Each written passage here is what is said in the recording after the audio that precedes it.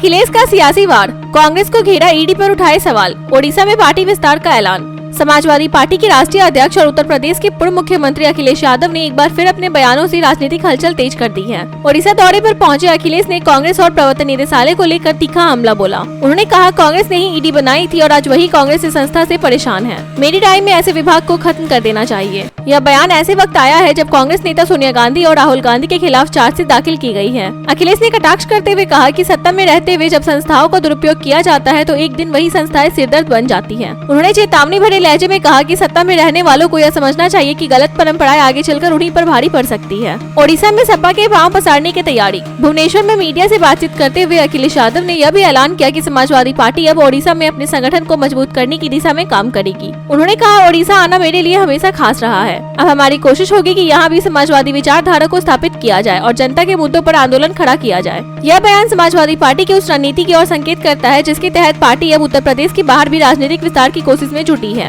हाल के वर्षों में अखिलेश ने पश्चिम बंगाल, बिहार और मध्य प्रदेश में भी गठबंधन और अभियान के जरिए सपा की मौजूदगी बढ़ाने का प्रयास किया है। चंबल के बिहरों में अवैध खनन पर निशाना। भुवनेश्वर रवाना होने से पहले अखिलेश ने अपने गृह जनपद इटावा में यूपी सरकार पर गंभीर आरोप लगाए। उन्होंने कहा कि चंबल के बिहारों में बड़े पैमाने पर अवैध खनन हो रहा है और राज्य सरकार के अधिकारी इसमें शामिल हैं। पूरी की पूरी पहाड़ियां गायब की जा रही है। यह पर्यावरण के लिए खतरा है और सरकार इसमें माफियाओं को संरक्षण दे रही है। अखिलेश ने मांग की कि इस मामले की निष्पक्ष जाँच होनी चाहिए और दोषियों पर सख्त कार्रवाई की जाए। उन्होंने दावा किया कि अगर सपा की सरकार होती तो इस तरह की लापरवाही नहीं होती। चुनावी रणनीति के संकेत। अखिलेश यादव के ताजा बयानों से साफ है कि वे आगामी लोकसभा चुनाव को लेकर सक्रिय हो चुके हैं।